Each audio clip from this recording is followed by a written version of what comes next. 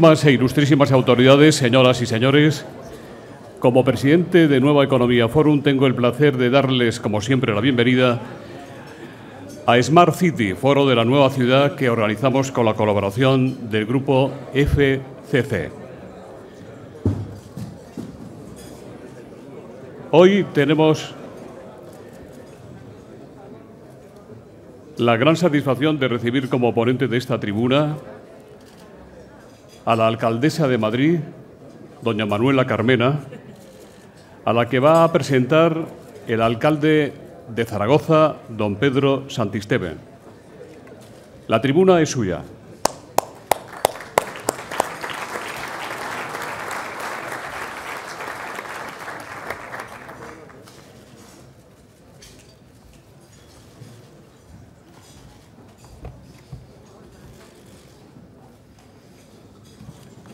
¿Qué tal? Buenos días. Presentar a Manuela Carmena para mí es un gran placer. Es una compañera y amiga muy estimada.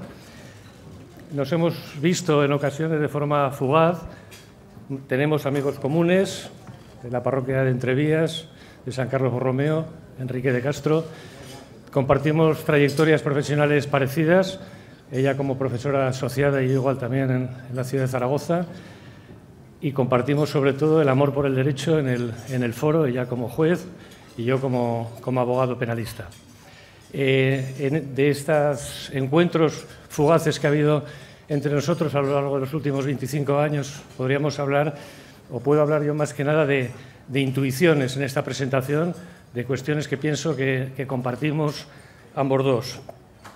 Ciertamente se dice sobre el liberalismo que es el arte de la separación entre poderes, entre el poder político, el ideológico, el económico, cada uno defendiendo su propia autonomía, su propio feudo, poniéndose límites los unos a los otros. Ahora bien, es cierto que la relación entre estos poderes no es la misma a lo largo del siglo XIX, en ese Estado-nación, o en el que lo que primaba fundamentalmente era ese laissez-faire, laissez-passer, o el liberalismo conocido a lo largo de todo el siglo XX, ¿no? En ese Estado que recibía la denominación de Estado-providencia, de Estado asistencial o bien Estado del bienestar, en el que la característica de relación entre esos poderes era la del intervencionismo. Es incuestionable que el Estado propio de nuestra forma constitucional, el Estado social y de derecho, es un Estado sometido a normas jurídicas y en la que el poder político debe o se plantea como forma de ejercer su primacía.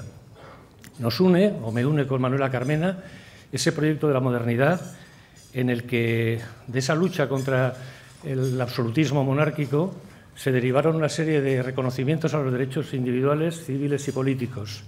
A lo largo del siglo XIX, las luchas por la igualdad de la clase trabajadora pusieron en el tapete los derechos sociales. Esas luchas por la equidad, por la justicia social, trajeron el proyecto del constitucionalismo moderno, propio de nuestra Constitución ya tardía, del siglo XX, en el que se erigen una serie de derechos fundamentales, muchos de los cuales tienen un clarísimo contenido social, aunque su grado de protección y de reforzamiento interno y de búsqueda de su plena efectividad tiene evidentes lagunas en nuestra forma de Estado constitucional.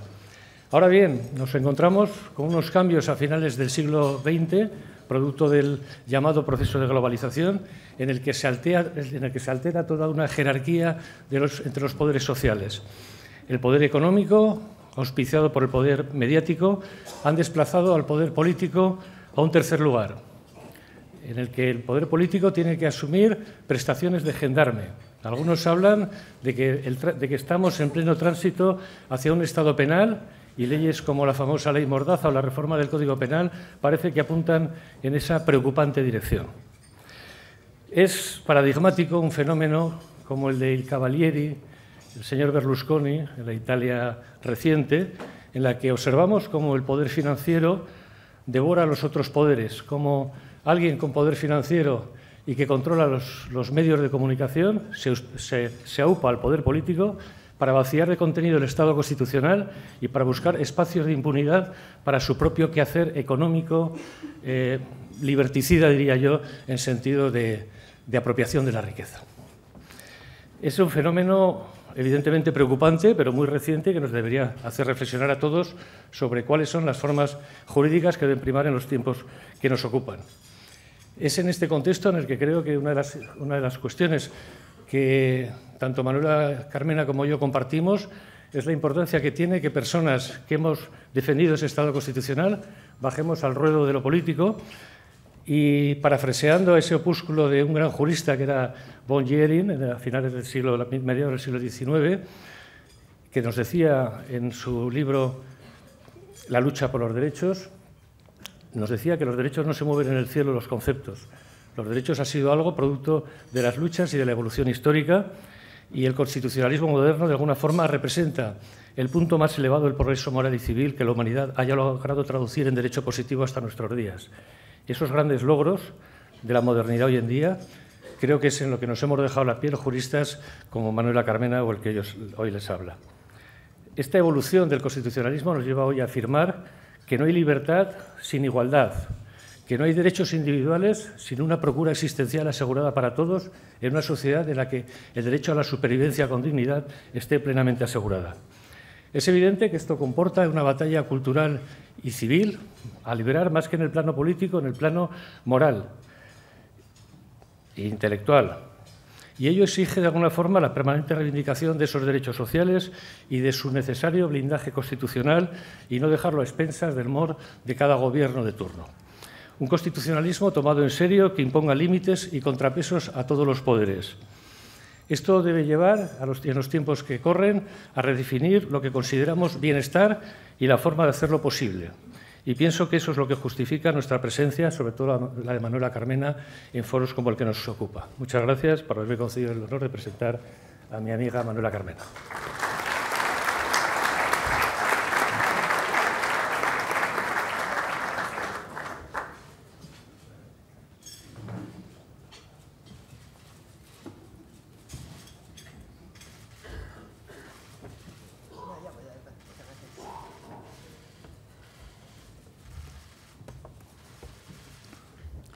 Bueno, muy buenos días a todos.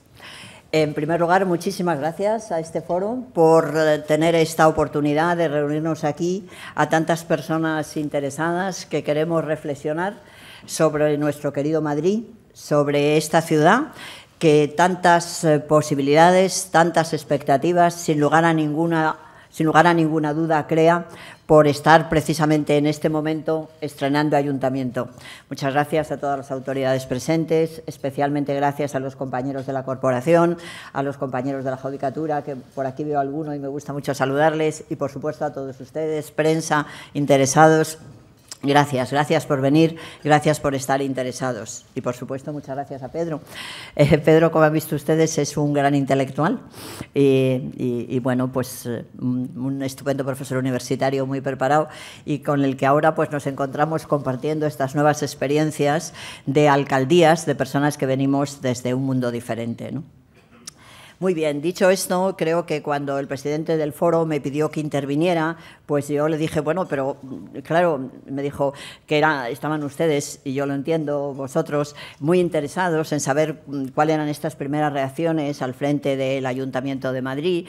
Y bueno, claro, yo le dije, bueno, si es que llevamos tan poquito tiempo, es decir, creo que no son más que 2 semanas y media, ni siquiera llegan a 3, y aunque yo comprendo que ustedes están interesados en saber de primera mano y escucharme a mí un poco cuáles son estos primeros proyectos, cómo nos vamos moviendo, pues tengo que decirles que lo hago con mucha cautela y desde luego con mucho respeto, en primer lugar al Pleno y al Consistorio, porque el mismo momento en el que tomé posesión del cargo de alcaldesa, pues ya expliqué a mis compañeros de la corporación que quería que sería bueno que se hicieran unos plenos programáticos en el que se detallara bien la situación de lo que partíamos, cuáles iban a ser los programas que íbamos a desarrollar y cómo después íbamos a poder evaluarlo.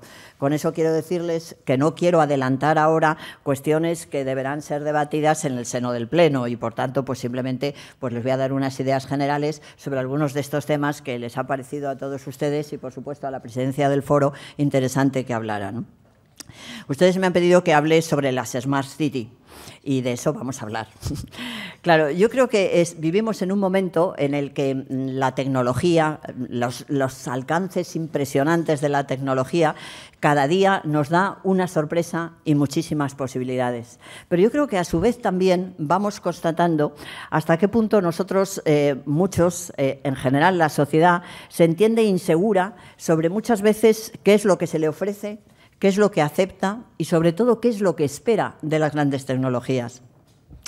Yo recuerdo cuando era una joven magistrada que en aquel momento veíamos pues, los problemas, la verdad, muchos parecidos a los que ahora siguen teniendo mis queridos colegas, pues que tienen que ver con la dilación, con la complicación burocrática, bueno, con lo que ya saben ustedes, ¿no? Y me acuerdo que entonces nos decían, no preocuparos, cuando venga la informatización todo se arreglará, no hay más que esperar a que venga la informatización. Y aquella generación de jóvenes magistrados pusimos mucha ilusión en aquella promesa de aquellas tecnologías. Y poco a poco nos dimos cuenta que lo que estaba pasando es que lo que se estaba informatizando era la burocracia, porque no habíamos tenido la visión, yo creo, la necesidad de la profundidad de saber qué queríamos conseguir con la tecnología, qué queríamos conseguir con esas nuevas técnicas. Y yo creo que hoy día, si alguien está dispuesto a estudiar cómo ha incidido la tecnología en la administración pública, ya que me he referido a esa etapa tan importante en mi vida anterior a la administración de justicia, pues tendremos que ver que muchas veces no ha logrado el objetivo que se pretendía de ella, porque quienes han encargado esa tecnología, quienes han pedido a quienes la deberían diseñar que la diseñaran, no sabían exactamente lo que podían obtener de ella. Algo de esto me pasa cuando hablamos con las Smart City.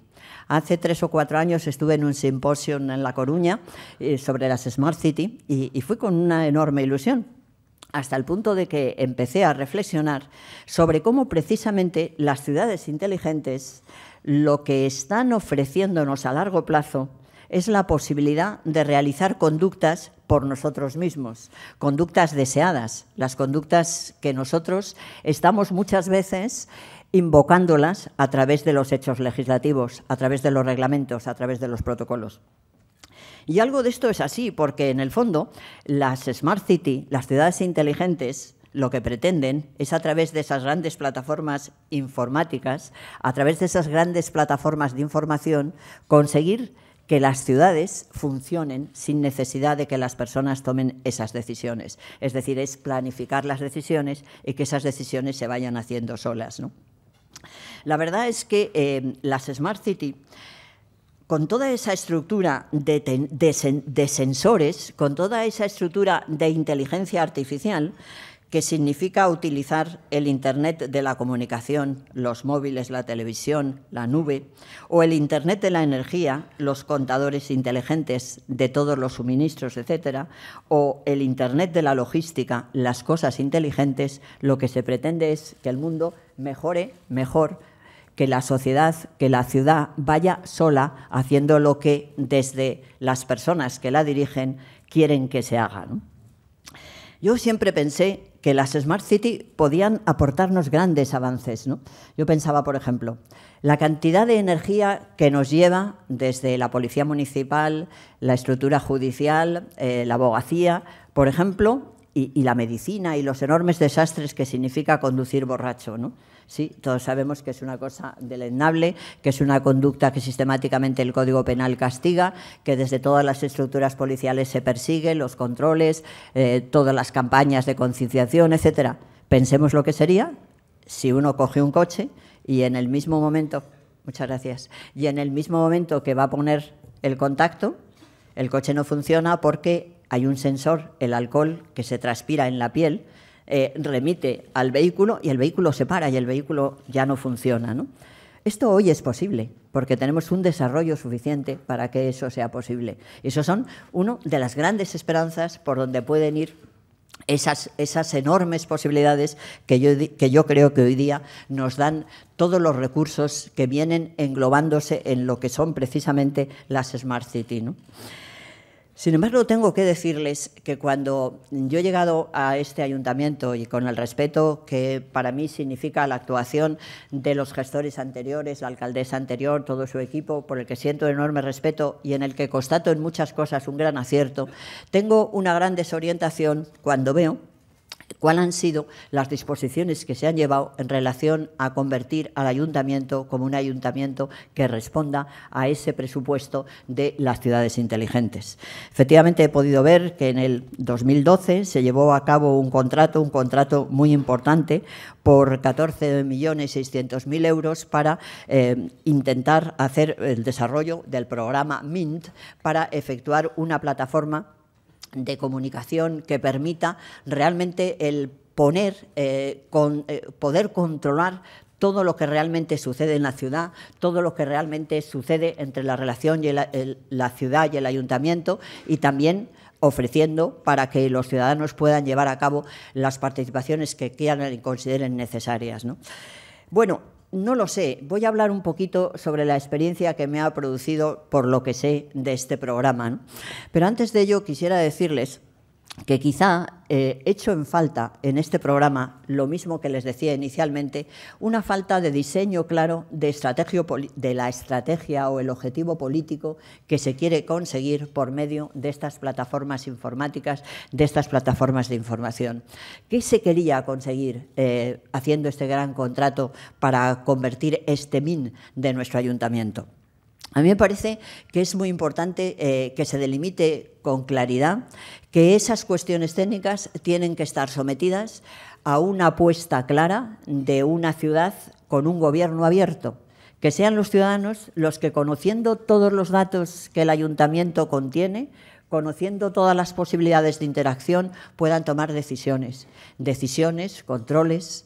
Yo creo que en esa medida, esa relación absolutamente única e intransferible que hay entre la transparencia política, que todos los actos de las personas que gestionamos el ayuntamiento sean nítidos, sean transparentes, que todos los datos que gestiona, que se organiza de nuestra gestión, los contratos, los números, las evaluaciones, los resultados, los indicativos, los éxitos, los fracasos, que todo eso en abierto pueda ser controlado por los ciudadanos para que los ciudadanos decidan qué es lo que se debe hacer, cómo está hecho, si está bien, si está mal, etcétera, ¿no?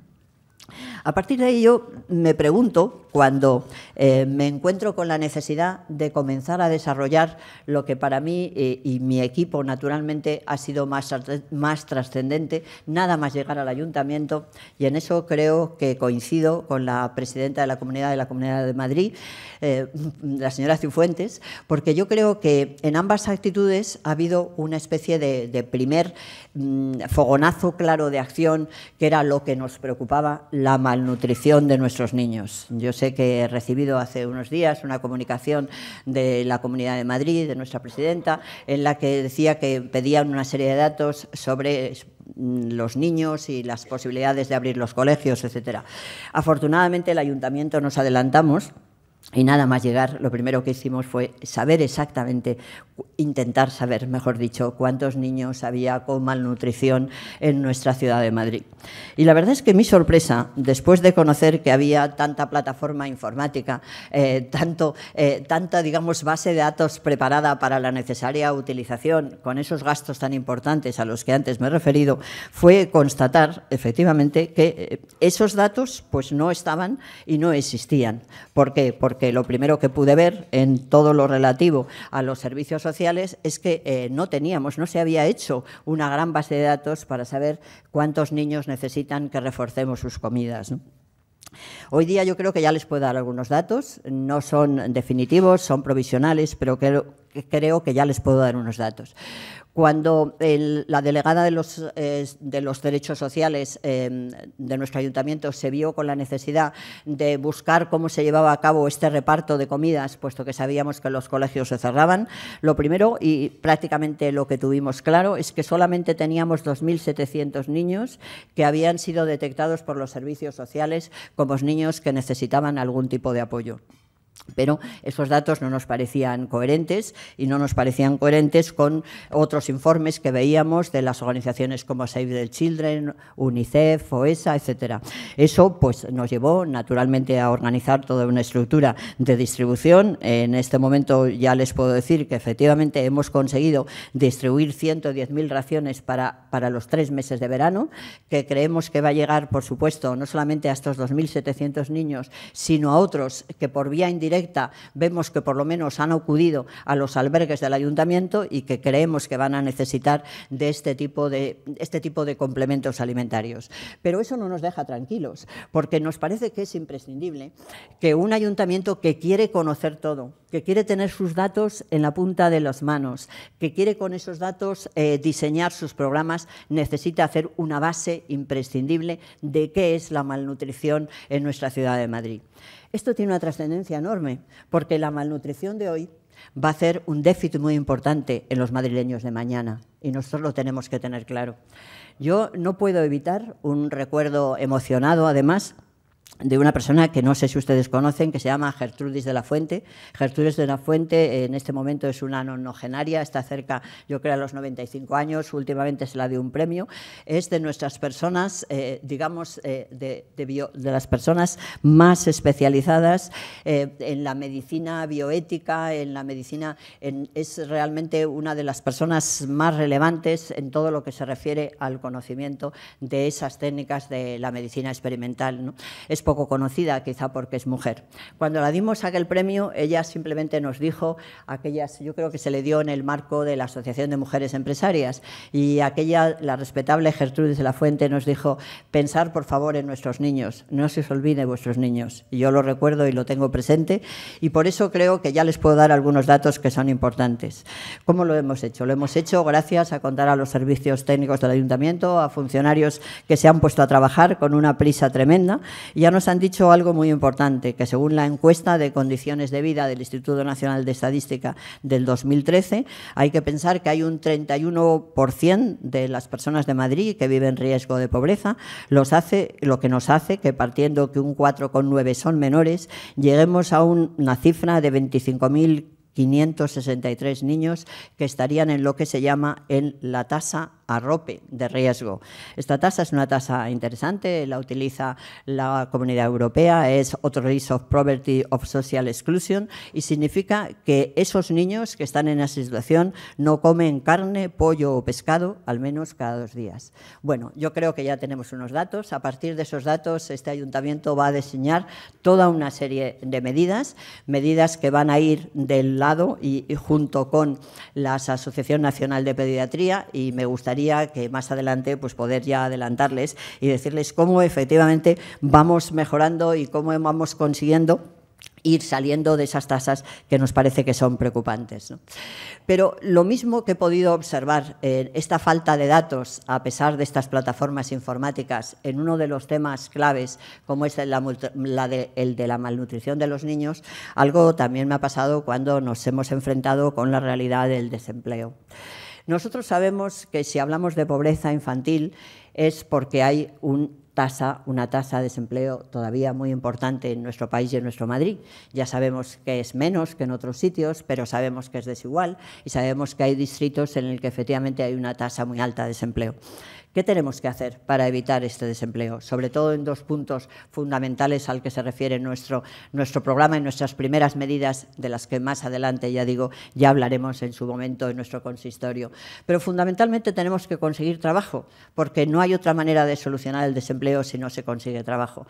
Y nosotros sabemos que el trabajo lo producen las empresas, y por eso tengo tanto interés de estar aquí con ustedes, de escucharles, y si ustedes han seguido, hoy día lo pueden hacer, porque mi agenda está en Internet. Pueden ver que yo he tenido ya muchas entrevistas con muchos empresarios, que deseo tener muchas más con muchos de ustedes, y que de todas estas vamos saliendo conclusiones. Pero independientemente de que ese es el instrumento definitivo, el incrementar el empleo, el conseguir que efectivamente haya más riqueza, más posibilidades de puestos de trabajo, no cabe duda también que no se puede olvidar que en el Ayuntamiento de Madrid tenemos nada menos que 8 agencias de empleo. 8 agencias de empleo que deben cumplir su papel y que deben hacer lo posible para que consigan puestos de trabajo. Y hay que reconocer, y yo creo que es lamentable, pero es así, que si se comparan los datos de las agencias de empleo oficiales con las agencias de empleo privadas, pues vemos que tenemos una estructura de perjuicio de lo público que es preocupante y que hay que tener en cuenta, ¿no? Me decía una última encuesta que estudiaba yo estos días que la mayor parte de ciudadanos no quieren acudir a las agencias públicas porque desconfían de ellas, porque ven que no les proporcionan el trabajo que desean, ¿no? Y la verdad es que viendo los ratios de la eficacia de las agencias públicas y de las privadas, pues desde lo público, desde el ayuntamiento, uno tiene la necesidad de cómo es tan importante que seamos capaces de innovar, de cambiar, hagamos una estructura administrativa que sea dinámica, que esté todo el día cuestionando cómo podemos mejorar, cómo podemos cambiar las cosas para hacerlas más rentables, más buenas para nuestra ciudad, para nuestros conciudadanos y sobre todo para los desempleados. No quiero alarmarles, pero les digo que piensen ustedes que estaríamos en algo así como que una agencia privada, pues prácticamente con 5 técnicos de empleo conseguiría 9.000 contratos al año y una agencia pública pues con 110 técnicos de empleo conseguiría 1.000 al año, ¿no? Son unos resultados que yo creo que a todas las personas que creemos profundamente en lo público nos obligan a reflexionar y a pensar que necesitamos cambiar lo público. De ahí que yo quisiera relacionar esa primera idea que hemos estado hablando de las Smart City con algo que me parece muy profundo.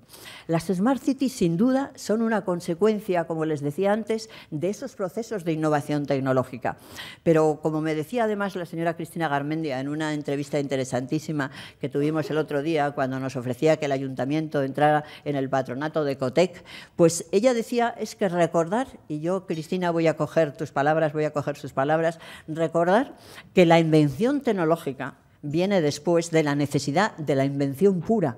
Esa invención que te hace pensar, ¿por qué hago lo que hago? Es que no lo podría hacer mejor. Es que lo que hago, ¿para qué vale? ¿En qué puedo invertir? Etcétera, etcétera. De ahí que nosotros quisiéramos efectivamente que desde el ayuntamiento, todo el ayuntamiento, toda la función pública en la que creemos, la que respetamos, la que sabemos que es un gran balón de talento, empiece a cuestionarse a sí misma cómo puede hacer las cosas mejor, cómo se puede conseguir que seamos lo público más eficaz, más rentable, etcétera, etcétera.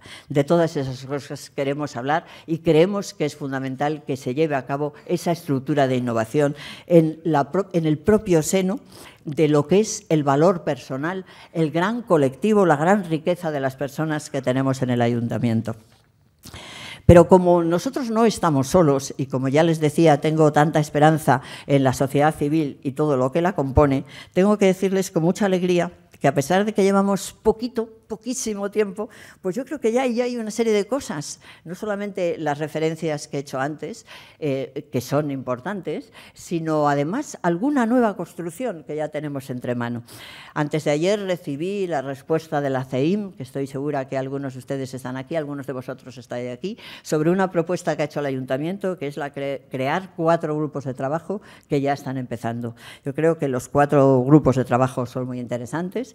El primero tiene que ver con la formación dual en las pymes, una de las primeras alternativas que se deriva de esa reflexión sobre cómo nuestras agencias de empleo, cómo nuestra política activa de empleo del ayuntamiento puede tener un mejor resultado, es el de la formación dual.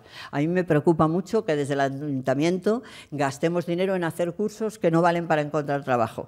He podido observar, ojalá no haya sido así, pero he observado que en algunas ocasiones ha habido, por ejemplo, cursos de flores secas, cursos en los que se ha enseñado a las personas desempleadas a hacer flores secas. Y yo he preguntado, ¿y cuántos empleos se han conseguido con estas técnicas, con estas habilidades para hacer flores secas? Y naturalmente ninguno. Y alguien dijo, no tenía importancia, pero es que el monitor que teníamos de flores secas era muy bueno, era muy experto. No, eso no lo queremos, eso se ha acabado. Nosotros queremos una formación efectiva. Y yo creo que la verdadera formación efectiva es una formación dual. Y por eso me ha parecido tan interesante el que ya hayamos constituido un primer grupo con la CEIM, que precisamente va a tratar de ese tema, de cómo llevar a cabo un trabajo sistemático de formación dual. El segundo grupo es en relación con las licencias. Todos sabemos que es muy difícil que el ayuntamiento pueda dar una imagen acogedora y la imagen, digamos, impulsora, activa que debe dar si no somos capaces de conseguir que toda esa estructura de las licencias se produzca en un tiempo razonable. A mí me avergüenzan cuando me dicen los plazos en los que estamos resolviendo las licencias que se nos piden. Creo que no es posible y hay que conseguir, hay que ver qué pasa, por qué lo hacemos así de mal, por qué lo hacemos así de despacio. Me decían algunas personas implicadas en esto, bueno, es que se trata de que es muy complicado, las normas son muy complicadas, pues habrá que estudiarlas, habrá que simplificarlas y desde luego nosotros como ayuntamiento nos tenemos que comprometer y por eso hemos creado este grupo de trabajo con la CEIM para que efectivamente las licencias puedan darse en 3 semanas, ¿les parece? Algo así, no más, no tiene por qué ser más, ¿no? Después también hemos hecho otro tercer grupo que me parece interesante decirle, que es el relator a la nueva figura que queremos poner en marcha, que es el promotor o el facilitador del comercio, en la que de nuevo queremos dar una imagen diferente de los funcionarios y eso lo queremos hablar con este grupo de la CEIM, que ya tiene sus interlocutores nombrados, y nosotros vamos a nombrar también los nuestros, en los que de alguna manera se vea que existen unos gestores que van a ser los funcionarios que van a recorrer las calles, que van a estar hablando con las empresas para llevar a cabo esta estructura impresionante y necesaria de facilitación. Y por último, pues hay un último apartado que es el relativo a una nueva visión, relativo a todo lo que tiene que ver con la construcción y la necesidad de plantear algo que desde un primer momento en nuestro programa electoral dijimos, que era la rehabilitación, recordar que tenemos una cantidad de viviendas en las que es muy necesario que se rehabilite y todo eso hay que trabajarlo. Pero no quería concluir esta pasada rápida sobre esta relación que yo puedo ver entre esos grandes datos que están quizá ahí, pero que no tienen mucho que ver con los más necesarios y más imprescindibles que tenemos para abordar estas grandes alternativas. No quiero concluir sin hablar un poquito, aunque sea rápido, en dos grandes temas muy importantes. Uno es el de la limpieza. Hay algunos de ustedes que ya nos vimos en una reunión muy interesante que tuvimos el otro día con la concejal delegada de limpieza y de ese área y conmigo misma, en el que les planteamos a todos ustedes, los que son nuestros contratistas en esos 6 grandes contratos integrales que tiene el Ayuntamiento de Madrid para que Madrid esté limpio, y todos ustedes convinieron en que las cosas no están bien, Madrid no está limpio, Madrid está sucio, no nos gusta cómo están las cosas, las tenemos que cambiar. Esa reunión fue fructífera, fue interesante. Yo creo que todos nos quedamos contentos y sobre todo todos nos quedamos con esperanza. Bueno, pues aunque sea muy rápido, cuando hablamos tanto de tener esos datos que nos faciliten el seguimiento del cumplimiento de los contratos, en aquella reunión hace unos días todos éramos conscientes de las dificultades que nos están creando unas estructuras de indicadores que están acabando en muchos procedimientos en los tribunales, en lo contencioso administrativo, y que no están produciendo ese efecto que tanto deseábamos y nos obliga a pensar otras alternativas, otra forma de hacer las cosas, ¿no? Sí, la limpieza es un objetivo fundamental y forma parte de las medidas más urgentes que desde este ayuntamiento se quieren poner en marcha. Y ya por último y finalmente les quiero decir que para mí ha sido extraordinariamente satisfactorio durante estos días las visitas que hemos podido hacer acompañada de la delegada de los derechos sociales con prácticamente todas las entidades bancarias. Hemos abierto, yo creo, un camino de colaboración entre las grandes entidades bancarias y este ayuntamiento para evitar ese látigo que ha vivido nuestra ciudad de Madrid durante mucho tiempo, que son los desahucios, que son los lanzamientos, la pérdida de las viviendas por parte de toda una estructura de madrileños enormemente vulnerables que han sufrido las consecuencias de la crisis y que sobre todo durante los años 11 y 12 perdieron sus viviendas, pero que ahora todavía sigue habiendo muchos procedimientos de desahucio, muchos procedimientos ejecutivos, y que eso nos ha llevado a la necesidad de plantear esa oficina, una oficina que va a pretender evitar el que se produzcan los lanzamientos, intentando llegar a acuerdos a través de los distintos delegados, de los distintos, digamos, enclaves que hemos hecho con todos y cada uno de los bancos, y que a su vez también, cuando no quede remedio, pues tendrá que proveer de la asistencia de vivienda a las personas que lo necesiten, ¿no? quiero deciros que ha sido muy interesante la reacción que hemos encontrado en todas las entidades bancarias y que me da una gran esperanza de pensar que podamos efectivamente hacer realidad el derecho a la vivienda. Creo que el derecho a la vivienda debe ser una columna fundamental que quede establecida en este ayuntamiento para siempre, y también quiero ahora acabar, cuando hablo del derecho de la vivienda, invocando otro nombre femenino que para mí significa mucho y que creo que debe estar también en la conciencia de la ciudadanía española y también en la de los madrileños. Es Concepción Arenal. Yo os lo he dicho en algunas de las entrevistas que he tenido hoy día con los representantes de la banca, lo he querido citar. Concepción Arenal en el 1871 escribe un artículo en su revista de la Caridad, en el marzo de 1871, en el que se siente escandalizada porque se ha producido un desahucio de una anciana en la calle de la Reina, una calle que todos ubicamos. Es el 1871. Queridos amigos, ha llovido mucho, no se puede consentir, no se puede evitar que la gente se quede en la calle. Tenemos demasiados recursos, tenemos muchas posibilidades, hay que conseguir que quede claro, que quede establecido como una columna definitiva que es necesario que todo el mundo tenga derecho a la vivienda. Y para eso sí necesitamos datos que ahora no tenemos, porque ni sabemos ni cuántos desahucios hay, ni cuántas personas se han quedado sin vivienda a lo largo de esta década en la que hemos sufrido esta crisis. Por eso os digo, claro que las Smart City son instrumento muy importante de tecnología, pero ¿para qué? Para conseguir unos objetivos estratégicos que puedan ser los que quieran la ciudadanía y que puedan ser para todos y para todos por igual en las medidas de sus necesidades. Muchísimas gracias.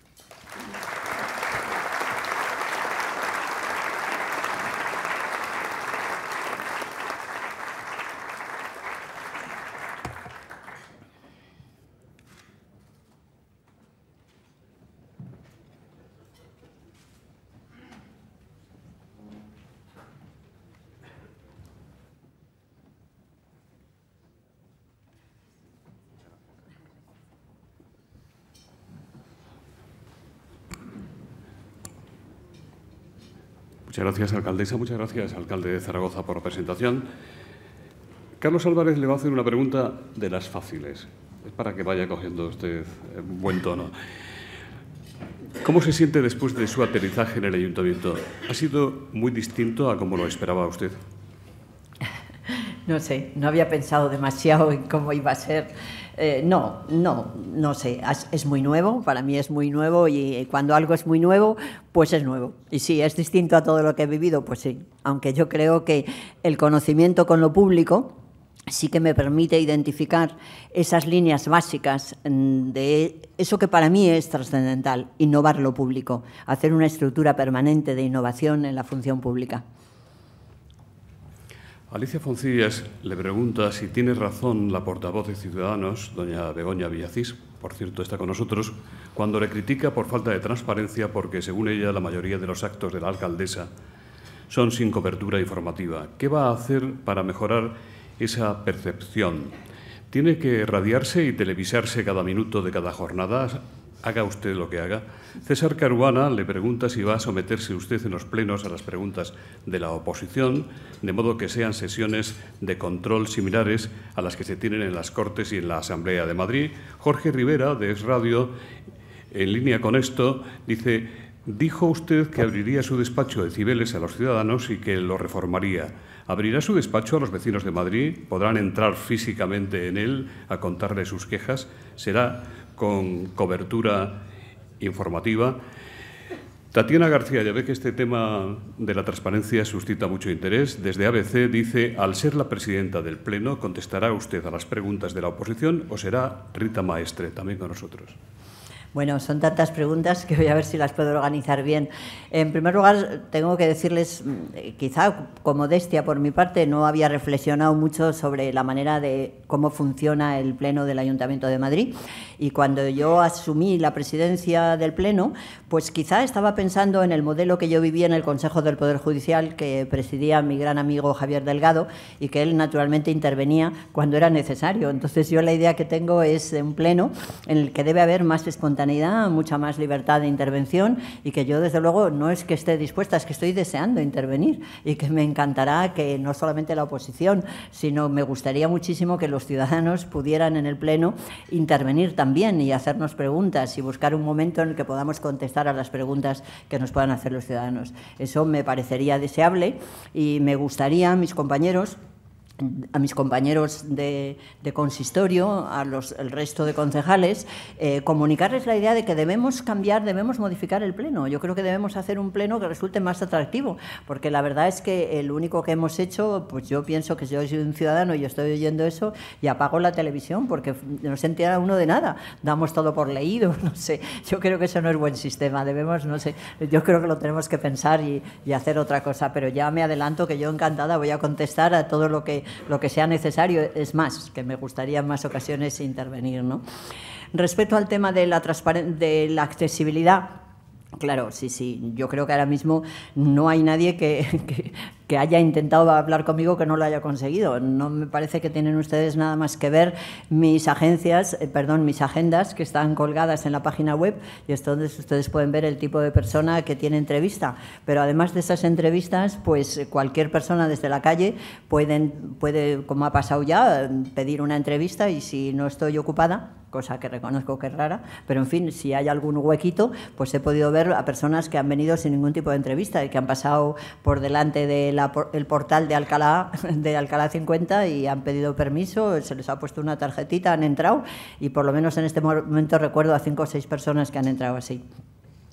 Respecto a los medios de comunicación, pues tengo que confesarles que realmente estoy un poco preocupada porque me da la impresión de que yo me siento como con un exceso de personalismo que no me gusta. Es decir, yo no quiero estar, no sé, me parece como que estoy en todas partes y me agobia un poco. Y entonces simplemente pues pienso que quizá debo restringir un poco esas intervenciones mías en los medios de comunicación y prefiero pues agruparlas de una manera razonable y que de alguna manera sean más, como, no sé, más fructíferas y menos inconsistentes, ¿no?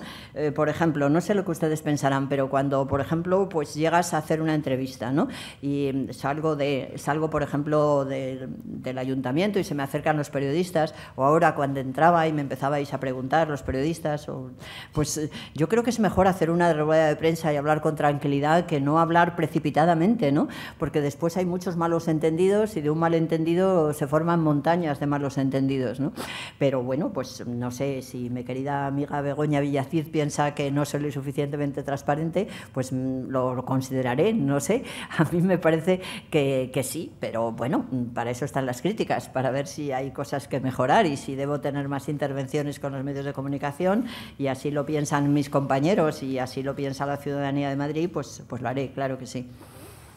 Carmina Robles le pregunta si podría informarnos sobre su posición respecto de las operaciones urbanísticas en Campamento, los estadios Bernabéu y Manzanares, remodelación urbanística de la Plaza de España, Plaza Canalejas, Chamartín, Quinto Rascacielos.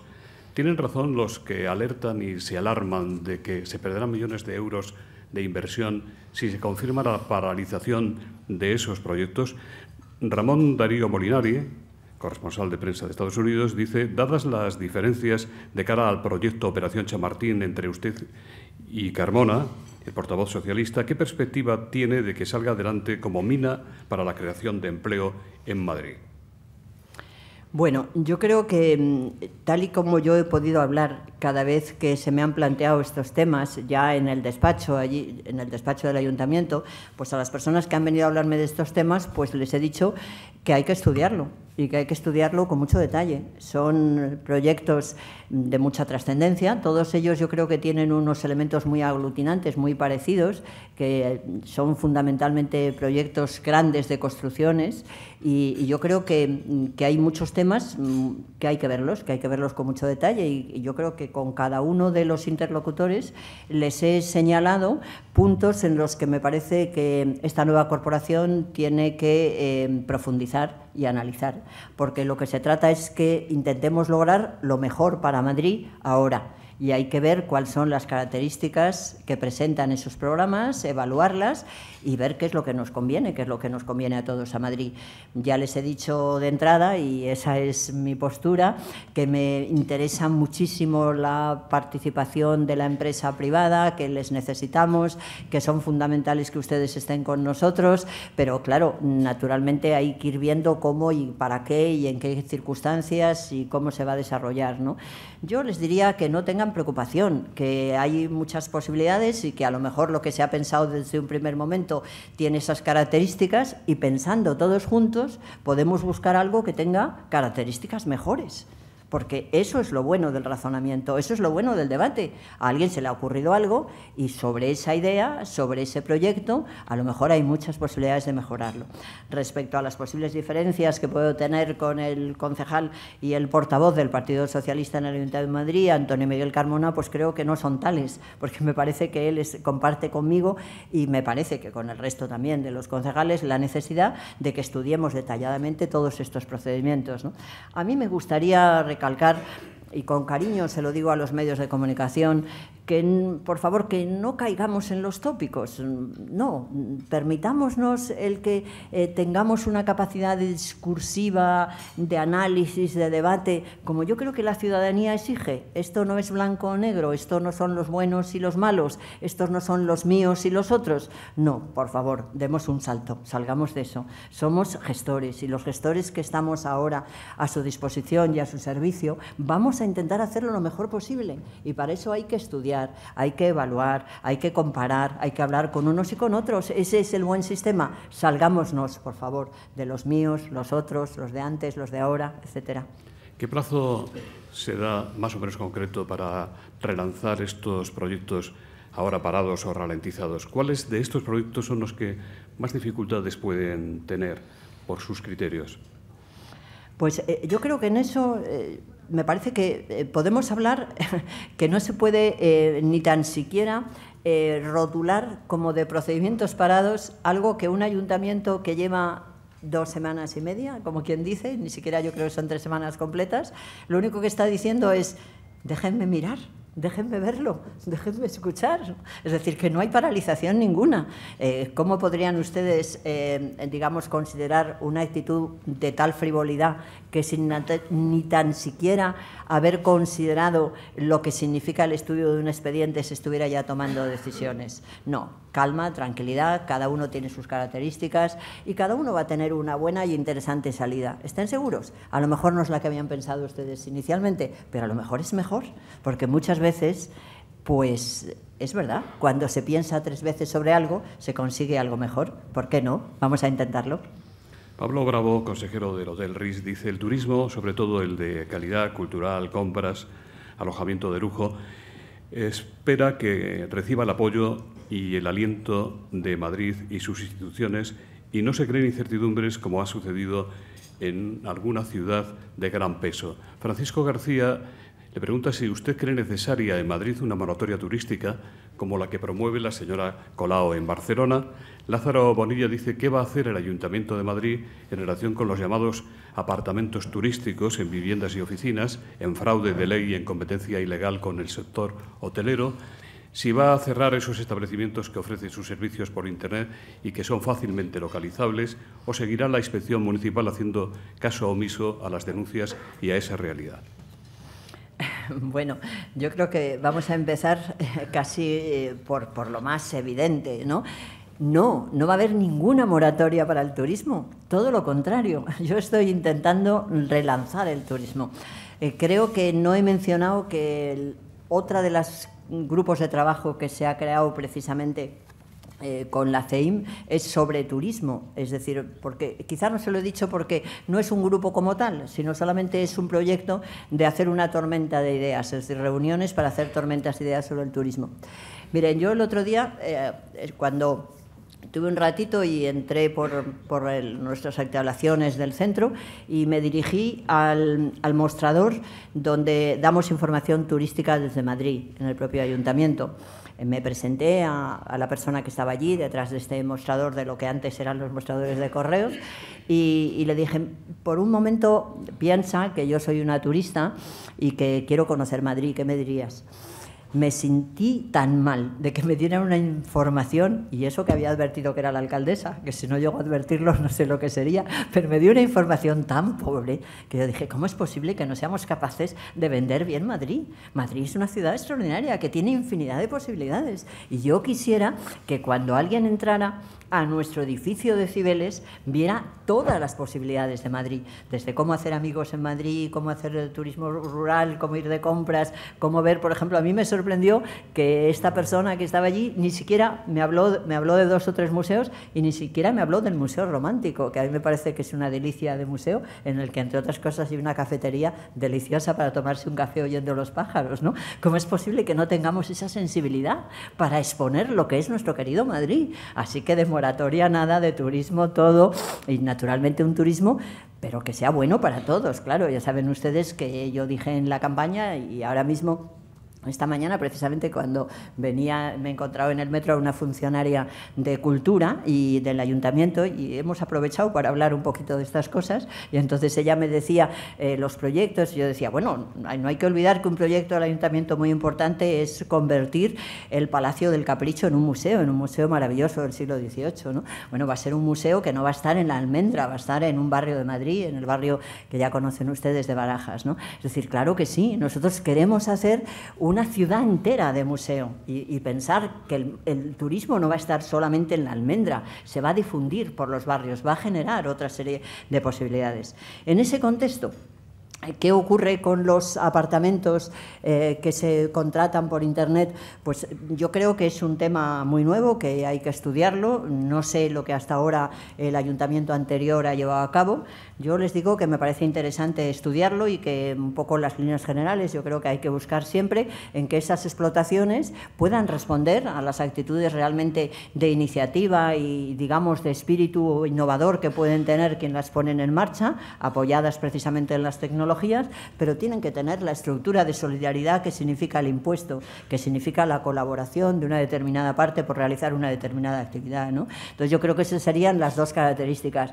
Nunca ahogar la iniciativa, pero exigir siempre la solidaridad del impuesto, de la misma igualdad de condiciones que otras personas, etcétera, etcétera.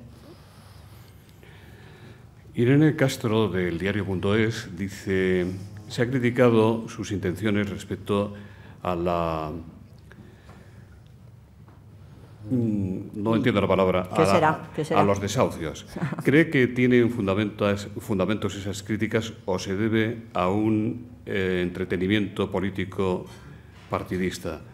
Ana Gamar, de La Sexta, dice, ¿puede explicarnos su propuesta de usar hoteles de 3 o 4 estrellas para las víctimas de desahucios? ¿Por qué esa es la mejor opción por delante de los albergues?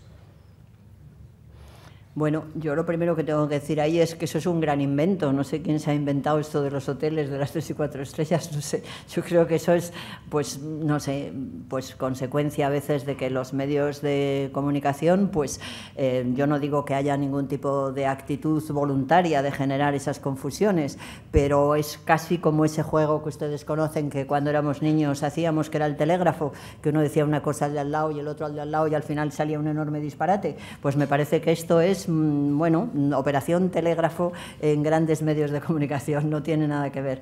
Nosotros, en materia de desahucios, lo repito y es muy claro, os lo he dicho un poco rápidamente al final de la intervención porque no quería alargarme, pero la cuestión es cómo es. Yo creo que esta sociedad no puede tolerar el que se deje a familias en la calle. Entonces, naturalmente, los jueces tienen que tomar las resoluciones que deben tomar, tienen que decidir en un momento concreto si deben o no devolver al propietario una vivienda y si esa vivienda está utilizada, y si no se llega a un acuerdo entre la persona, el propietario de la vivienda y la persona que está en ese momento ocupándola, pues naturalmente el juez tiene que dar la orden de lanzamiento. Lo que ocurre es que lo que no se puede hacer es dejar a esa persona en la calle. Entonces, a partir de ahí es donde nosotros tenemos que ofrecer nuestras alternativas habitacionales. Y nosotros no queremos dar albergues, ni hoteles, ni nada. Lo que vamos a dar es viviendas, porque una persona necesita una vivienda. Unos niños, un hogar no puede vivir en un albergue, por definición, necesita una vivienda. Y es que hay viviendas suficientes. A mí me ha parecido muy interesante en las conversaciones que hemos tenido con los bancos. Hay grandes colectivos de viviendas vacías que se están estropeando, que no se están utilizando, que pueden ser objeto de patada en la puerta y utilización ilegal. Vamos a gestionar esas viviendas del ayuntamiento. Y nuestra impresión con las entidades bancarias es muy buena. Cada una ha tenido una respuesta que no conviene aquí porque no estamos en condiciones ningunas de tener una difusión de lo que son resultados de intervenciones muy concretas. Pero se van a ir haciendo protocolos, se van a ir haciendo acuerdos y vamos a poder disfrutar de más viviendas para poder hacer esa alternativa ocupacional que nos parece tan importante. Antonio, quiero decir, perdón un momentito, perdona. No. Quiero decir que, naturalmente, claro, yo he insistido muchísimas veces, eso en modo alguno quiere decir que cuando uno tiene una vivienda alquilada va a tener ningún retraso en recuperarla. Nosotros vamos a colaborar con los jueces. Yo sé que a ningún juez le gusta dejar a una persona en la calle, sin lugar a ninguna duda, a nadie le gusta. Y lo que hacemos es que cuando el juez tenga que decir esa vivienda devuélvase a su propietario, que esa persona, la persona que la estaba ocupando, tenga otra vivienda. Nunca vamos a obstaculizar la devolución de las viviendas cuando las decisiones judiciales así lo hayan acordado. Nunca lo vamos a hacer. Lo que vamos a hacer es buscar una solución para que no tengamos familias en la calle, para que no tengamos personas que tengan que dormir en una acera, en un banco, en un coche. Antonio Casado le pregunta si realmente podrá el ayuntamiento recomprar las viviendas sociales a los fondos buitre o esto es un viva Cartagena.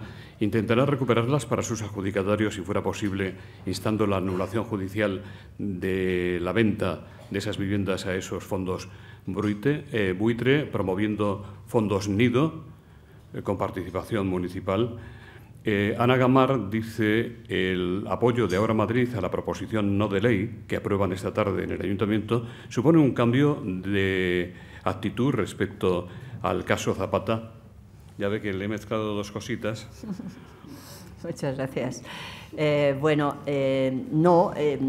Yo creo que, para empezar por el final, no significa ningún cambio. Desde un primer momento yo creo que todas las personas que intervinimos en este tema en los medios de comunicación y en el seno de las conversaciones habituales insistimos muchísimo en la importancia que tenía el que se hubiera podido causar algún tipo de dolor a víctimas que eran particularmente, digamos, relevantes por el enorme sufrimiento que de una forma tan injusta habían tenido que padecer, ¿no? Y yo creo que en esa medida pues no podemos más que estar satisfechos de pensar que todos estamos unidos en esto.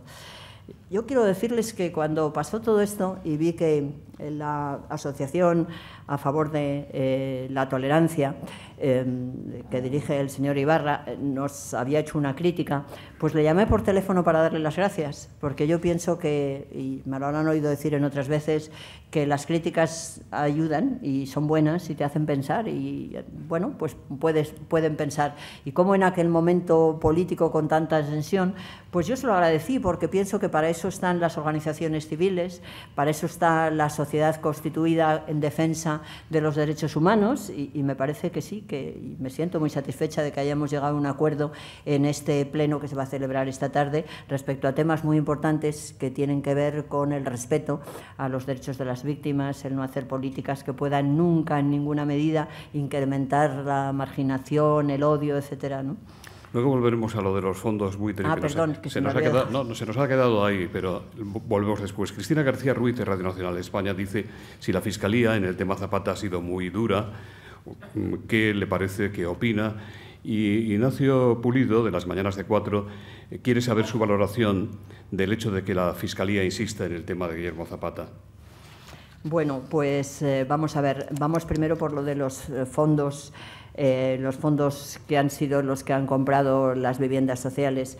Yo creo que efectivamente resulta además muy duro lo que estamos viviendo ahora, y es que ahora ya están llegando los desahucios de las personas que se vieron afectadas por esa transmisión de la propiedad. Pasaron de ser viviendas sociales a ser viviendas ya sin el amparo social, y creo que en este momento hay más de 18 o 20 o 22 ya desahucios de las personas que no pueden pagar las nuevas rentas, ¿no? Claro, esto es dolorosísimo y entonces es terrible y hay que buscar soluciones. Yo espero tener conversaciones con los titulares de estos fondos y ver qué podemos hacer. De primer momento me parece importantísimo parar los desahucios que vienen como consecuencia de estas personas, que fueron las que se vieron, como ya les digo, afectadas por el cambio de propietario y pasar de ser inquilinos de la empresa municipal de la vivienda o del IBIMA a ser inquilinos libres, y que ya digo, creo que no me equivoco si digo que hay ya por lo menos 20 o 23 desahucios, ¿no? Entonces, pues habrá que buscarlo, y a mí me gustaría mucho que se pudiera buscar una solución de revertir esa propiedad, pero es evidente que se trata de un contrato y ver la posibilidad de que ese contrato pueda resolverse, pues tiene unas dificultades jurídicas que nunca he dicho lo contrario, es decir, siempre me han parecido que hay que tenerlas pendientes y habrá que estudiarlo con detalle.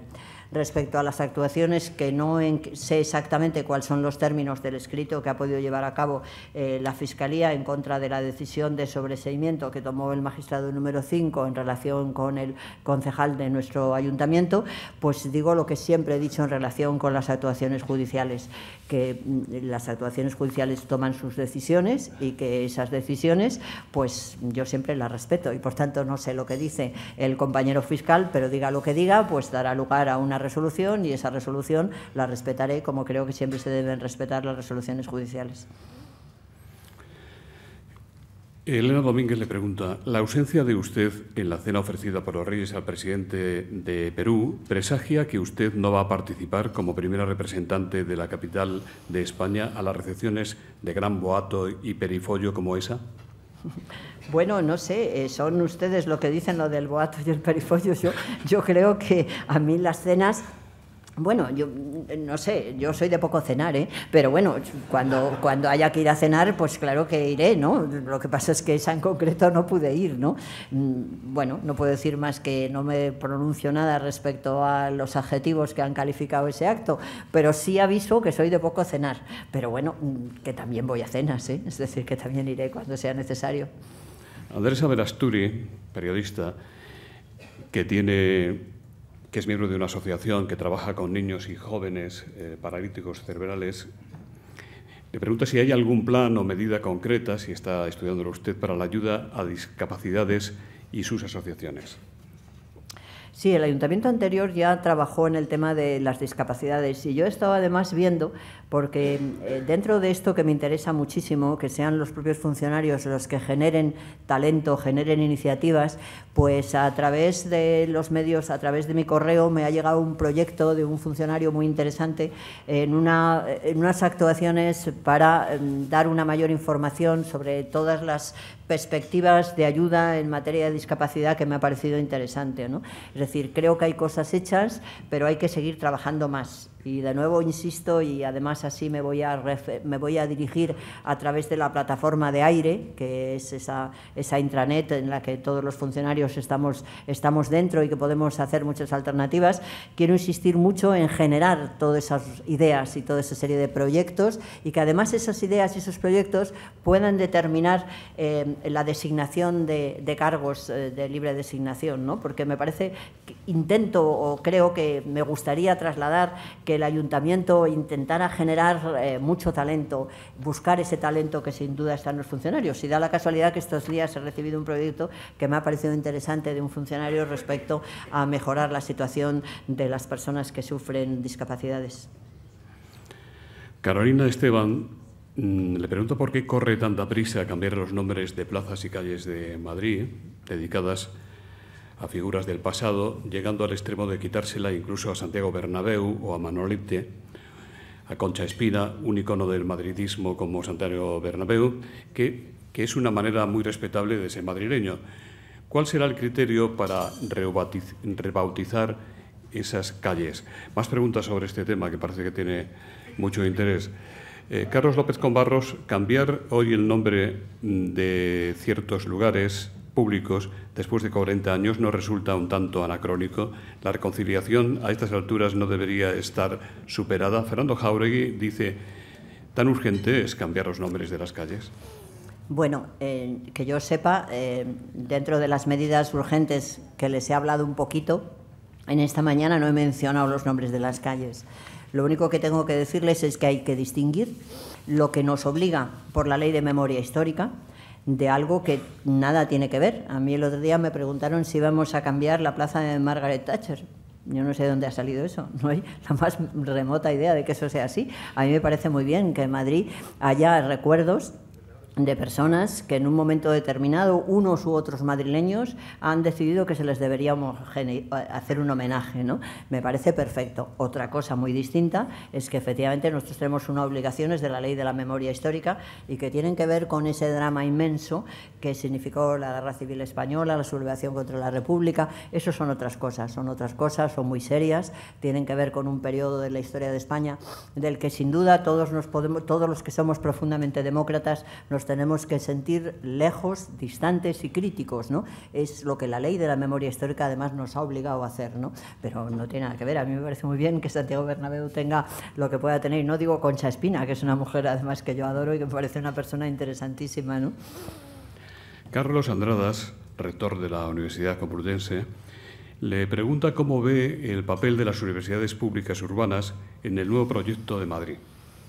Pues yo las veo que tienen que tener una trascendencia extraordinaria en nuestra vida ciudadana, en nuestra vida de Madrid, ¿no? Yo entiendo que el ayuntamiento tiene una gran capacidad de influencia y de sinergia. Es quizá lo que más me parece a mí que caracteriza a un ayuntamiento. Une, aglutina, incorpora, valora, multiplica. Eso es lo que yo creo. Y entonces las universidades a mí me parece que tienen que tener una trascendencia extraordinaria y importantísima, y yo quisiera que estableciéramos unas relaciones en las que tuviéramos una intercomunicación de multiplicación de nuestras posibilidades, de nuestras trascendencias. Y no quiero ni decir cuando estamos hablando de ciencia, de investigación, de tecnología, de trabajo para jóvenes, bueno, del futuro de Madrid, sin duda, tiene una importancia trascendente. Alicia Sacristóbal le pregunta si, como alguien ha llegado a decir, la Policía Municipal va a ser su fuerza policial, la del Ayuntamiento, la de la Alcaldesa, una fuerza policial que vaya por libre al margen de la Policía Nacional. Pues yo creo que no hemos dicho nada de eso. Yo creo que la Policía Municipal tendrá que cumplir con los cometidos propios que la ley le establece, y en eso tendrá que tener los cometidos también de relación y, digamos, de armonización que le corresponden a las otras policías.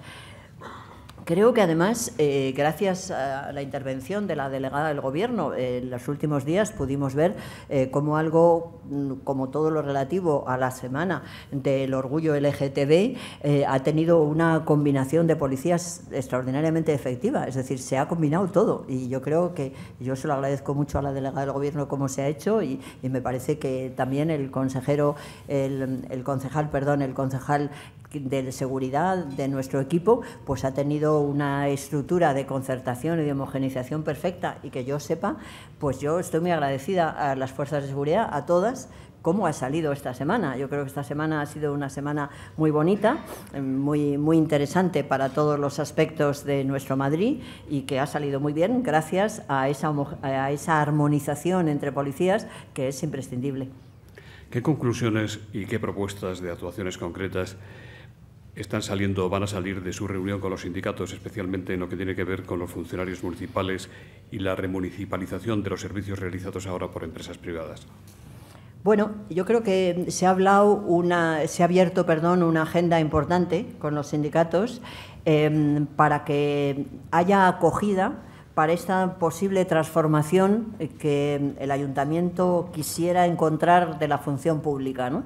Se ha llegado a un acuerdo, el acuerdo de la jornada de verano, y yo creo que se ha condicionado a una agenda en la que se hablen de unas nuevas formas de ejercer la función pública. Y ya lo iremos viendo. Hemos abierto la agenda, hemos dado una muestra de buena voluntad que yo creo que además es interesante porque, fíjense lo que les digo, a mí me preocupa mucho el tema de la conciliación de la vida doméstica, también la de la función pública en las épocas de verano. Yo creo que cuando hay niños cerca en una familia, uno se da cuenta del desgobierno que significan unas vacaciones que no están articuladas con los trabajos. Y yo sé de gente que no tiene abuelos o de abuelos que se han metido en responsabilidades políticas y ahora ya no pueden hacer lo que hacían antes, que realmente pues que nadie sabe qué hacer con los niños. Y eso yo creo que es muy dramático y a mí me gustaría que el Ayuntamiento fuera pensando en servicios para ayudar a estas situaciones de personas que tienen que ir a trabajar y que los niños están de vacaciones, ¿no? Me ha parecido importante, por tanto, adecuar la jornada de verano para los funcionarios. Creo que tenían su derecho y que además es conveniente. Pero hemos dejado una agenda, gracias a nuestra técnica, la gerente de la ciudad, en la que hay que hablar de estas nuevas formas de ser funcionarios que tendremos que tener presente. Manuel Foncillas le pregunta qué va a hacer el Ayuntamiento con el Club de Campo Villa de Madrid, cómo se compensará a los socios actuales si finalmente se abre al público en general.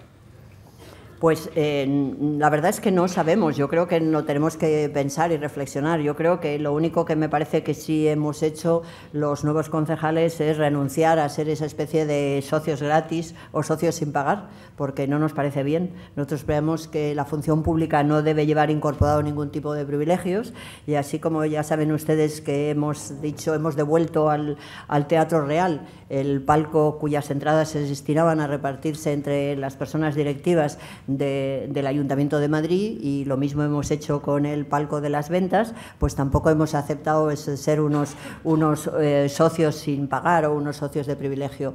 No nos parece que sean buenos esos privilegios. Creemos que cuando un miembro de una corporación, un concejal o un alcalde quiere ir a un espectáculo, pues debe hacer lo que hace todo el mundo, sacar la entrada. No es necesario no queremos, es malo, nos parece que es negativo. Además, yo creo que el Teatro Real se alegró mucho de contar con una subvención indirecta, nos dijo, de 100.000 euros, es lo que le significaba de ayuda. Y yo creo que eso va a ser que el Teatro Real va a tener más posibilidad de hacer un mejor trabajo gracias a esa subvención que de esta forma tan fácil ha podido recibir de este nuevo ayuntamiento, ¿no?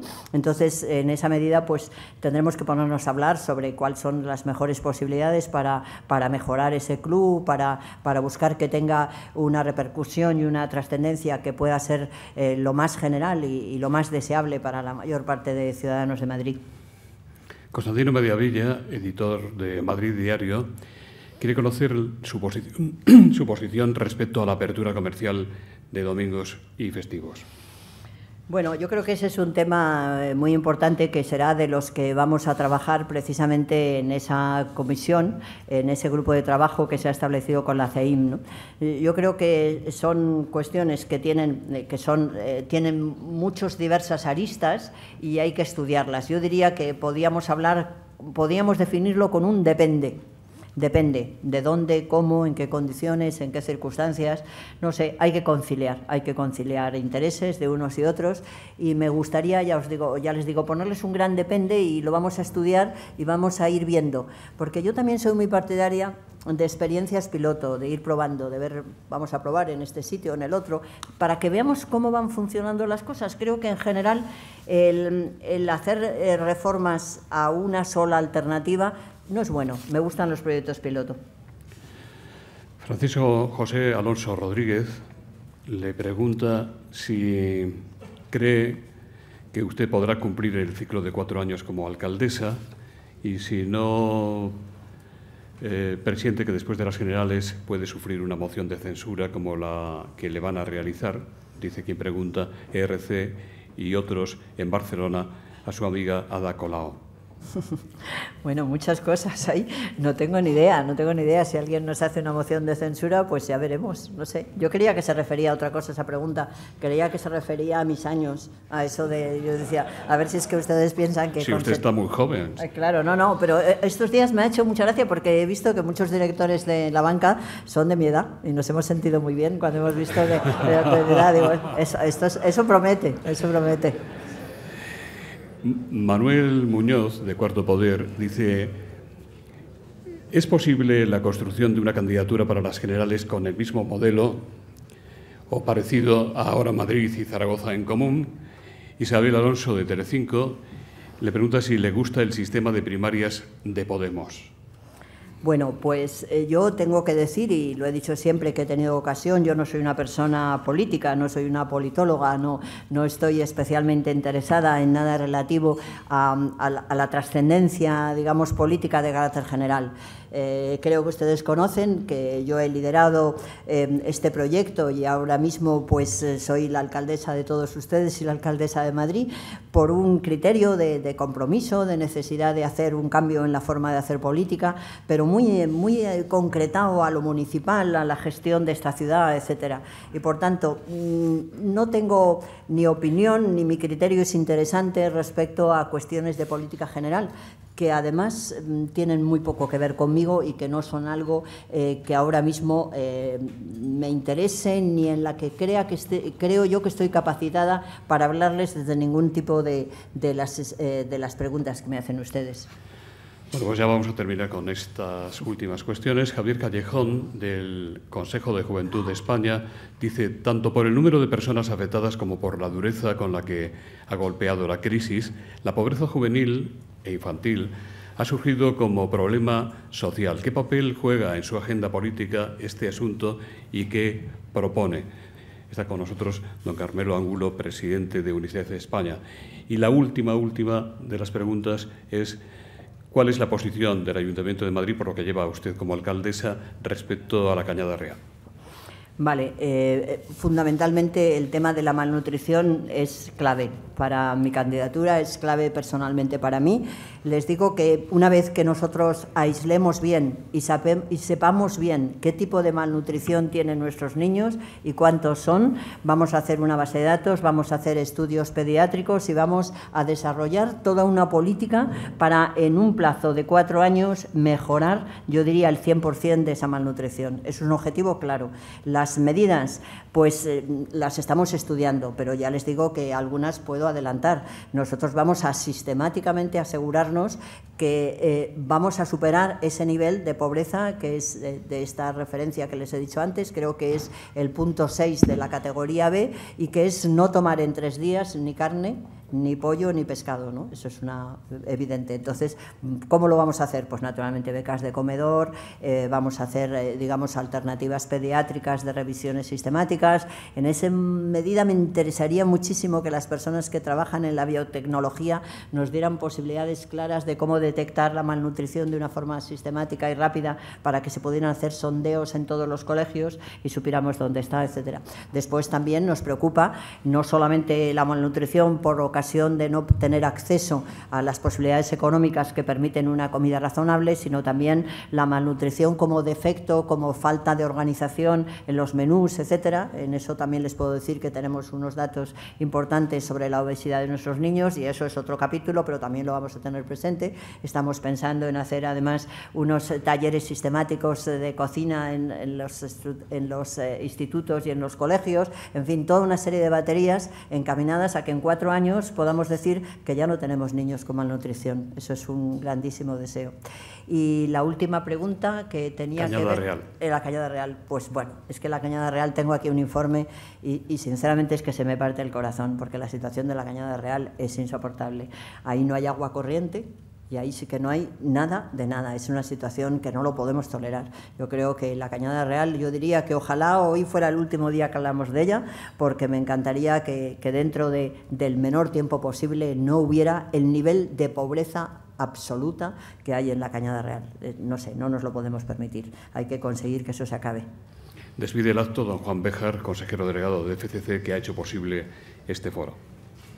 Bueno, muchísimas gracias, José Luis, muchísimas gracias, alcaldesa, por la valentía de venir después de esas primeras 3 semanas a presentarnos su visión general de la ciudad, de los Smart Cities y, por supuesto, de las prioridades, ¿no?, en la gestión del Ayuntamiento de Madrid.